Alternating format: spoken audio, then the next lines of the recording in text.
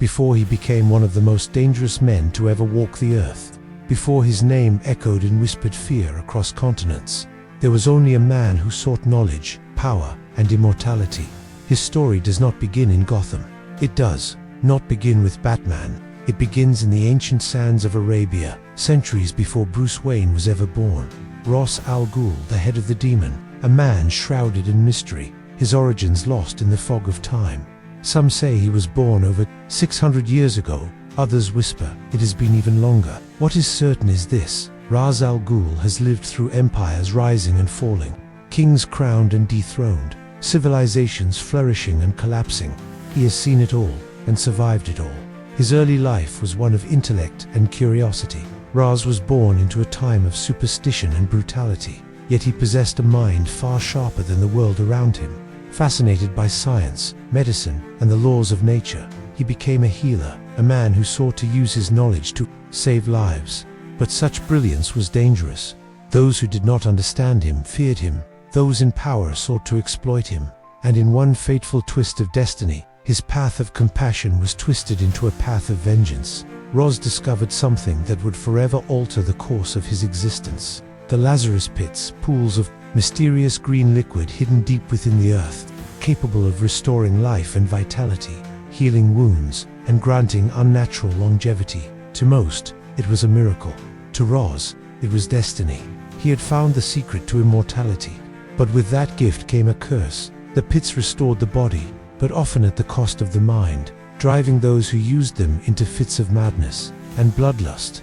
Yet Ra's accepted this price. For in his vision, humanity was broken, plagued by corruption, greed, and endless wars. Kingdoms rose only to fall into decadence. Leaders promised peace only to deliver tyranny. Humanity, Ra's believed, could not be trusted with its own survival. And so, he set himself on a mission to become the shepherd of mankind, to burn away the rot, and rebuild civilization in his own image. But one man alone could not accomplish such a monumental task. He needed followers. He needed soldiers. He needed a league. And so, he founded the League of Assassins, a brotherhood of shadows bound by loyalty, discipline, and secrecy. To the outside world, they were but whispers, rumors of killers who struck unseen.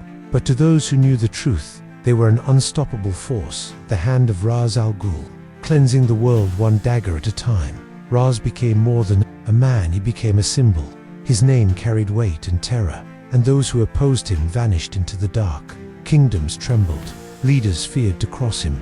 For unlike petty dictators or warlords, Ra's al Ghul was patient. He played the long game, watching civilizations rise and fall, biding his time, ensuring that his league remained eternal, just as he had become. But even in his early reign, Ra's al Ghul understood something profound. Power meant nothing without legacy. To truly reshape the world, he would need more than assassins. He would need an heir, a successor who could carry his vision beyond eternity. And though that search would not reach its climax until centuries later, the seeds of obsession were already planted. The world knew him only as the demon, a shadow moving through history, a whisper of death, a myth more than a man. But Ra's al Ghul was very real, and in time, his path would lead him to the one adversary who could challenge his destiny, the Batman.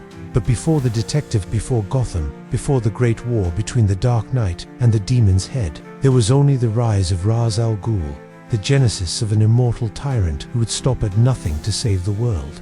By destroying it, the deserts of Arabia whispered his name long before the world would come to know him as Ra's al Ghul, the Demon's Head, where the sands swallowed empires and the bones of forgotten kings turned to dust.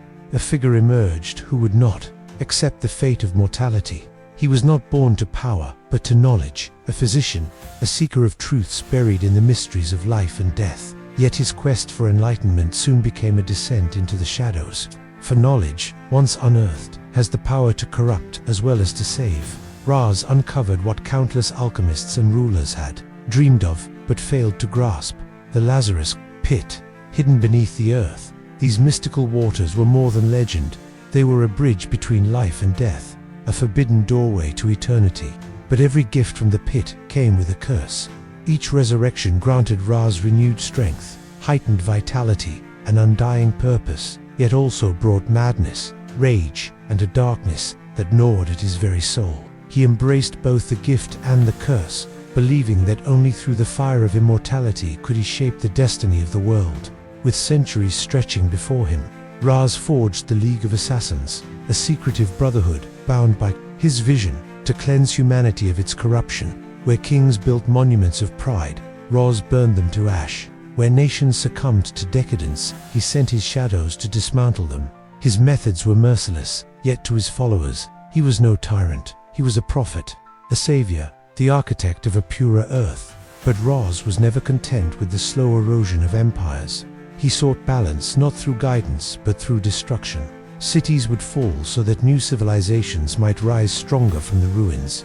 Epidemics would spread so that only the worthy survived. He believed humanity had poisoned itself, and he alone held the cure, a cure steeped in blood and fire. To him, the deaths of millions were not crimes but sacrifices in service of a higher order. Yet for all his strength, Raz Al Ghul was no mere brute. He was a man of intellect, culture, and unmatched strategy. He studied science, warfare, philosophy, and the secrets of the natural world.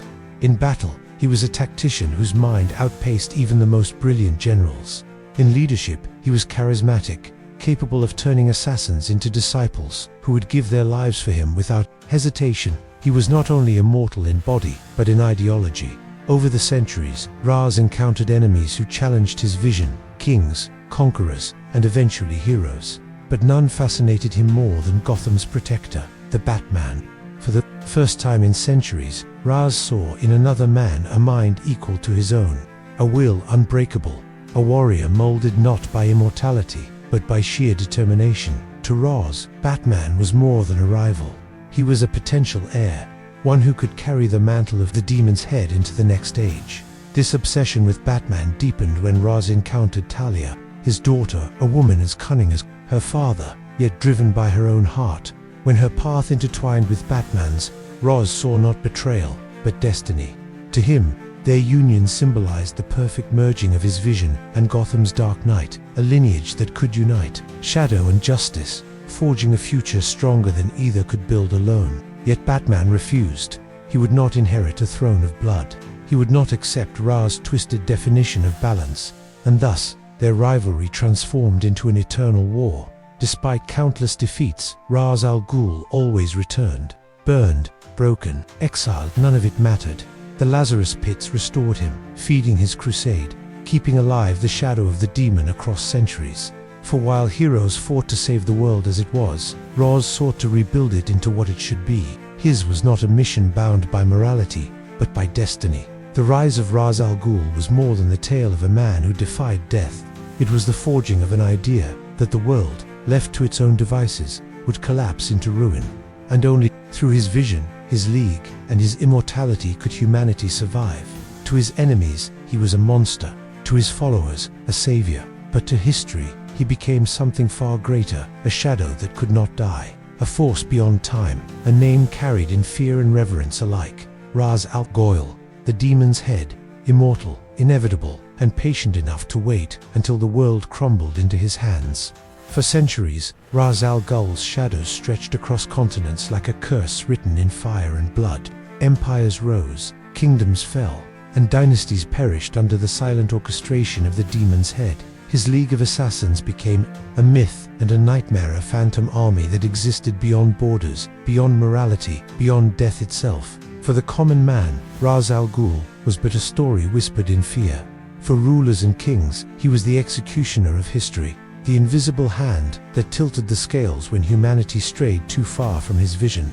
Raz believed himself not a villain, but the architect of survival. He was convinced that civilization, left unchecked, would choke itself in excess, greed, and corruption. To him, humanity was a diseased body, and he was the surgeon, tasked with cutting away the infection, no matter how bloody the operation. Each war he engineered, each plague he unleashed, each government toppled was, in his eyes, a necessary sacrifice for the greater good. Where others saw cruelty, Raz saw clarity. Yet his war was not waged alone. At his side stood the loyal disciples, sworn in blood and shadow. They were fanatics, assassins trained from birth to obey his will without question. For them, death was not an end but an honor. For through the Lazarus Pits their master, could grant rebirth, a twisted immortality that bound their loyalty to him forever. His generals were feared names in the underworld: Ubu, the eternal bodyguard who never faltered; Lady Shiva, whose hands could end battles before they began; and countless others, each a blade in Ra's al Ghul's arsenal. But the Lazarus Pits, the very source of his immortality, were both blessing and curse. Each time Raz emerged from their emerald waters, his body was renewed, but his mind fractured. Madness, rage, and visions often followed, leaving him more volatile, more unpredictable.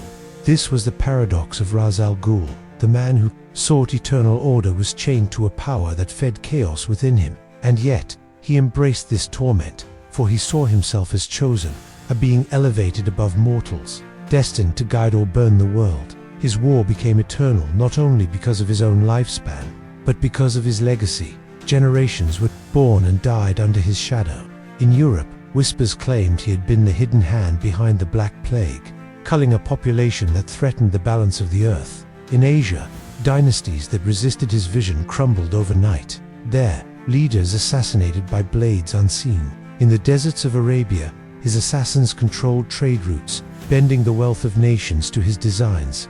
To the modern world, Ra's al Ghul was a ghost of the past, but those who had crossed his path knew better. He was an enemy who could never be killed, because time itself was his ally.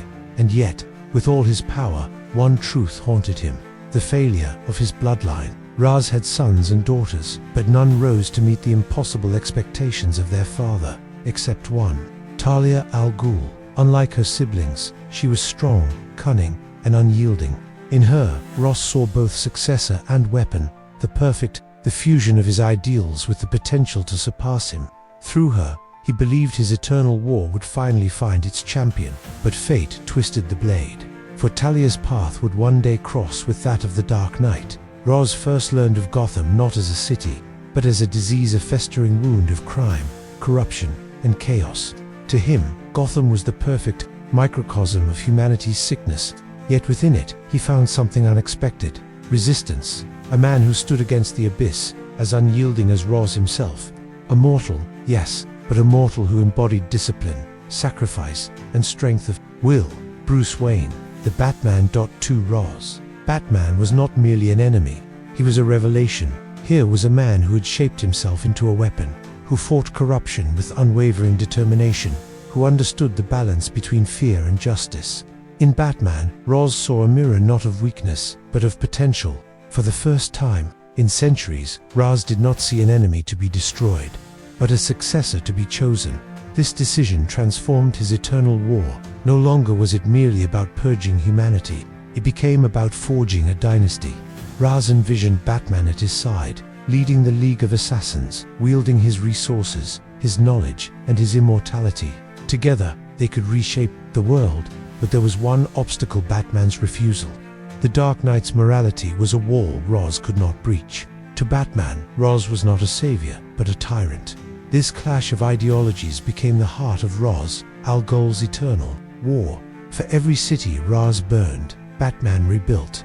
For every plague unleashed, Batman found a cure. For every attempt to claim Gotham, Batman stood defiant. Their conflict was not one of simple hero versus villain, it was a war of philosophies, a battle for the soul of humanity itself. And within this war stood Talia, torn between her father's vision and her love for the Dark Knight. Her heart created fractures in Raz's plans, introducing both hope and betrayal into his grand design. For though Raz sought to make Batman his heir, it would be through Talia that his bloodline and Batman's legacy would intertwine forever. The eternal war of Ra's al Ghul was not one of conquest alone. It was a war against time, against morality, against destiny itself. And in the coming battles, the world would learn that the most dangerous enemy is not the one who seeks to destroy it, but the one who seeks to save it on his own terms. Ra's al Ghul had lived countless lives, and yet the passage of centuries had given him little peace. His victories where many nations crumbled at his command, economies bent to his will, and entire bloodlines were erased when they dared stand against him. Yet with every conquest, new resistance would rise. Heroes, warriors, and rebels who refused to bow. The Lazarus Pits could renew his flesh, but not silence the voices of defiance that haunted his reign. The world moved faster now, Technology, once an afterthought, now rivaled his ancient sciences. Surveillance networks, satellites, and weapons of mass destruction had shifted the battlefield. For the first time, Ra's al Ghul found himself staring at an enemy he could not fully control, the future itself. But the demon's head was not a man who surrendered. He adapted.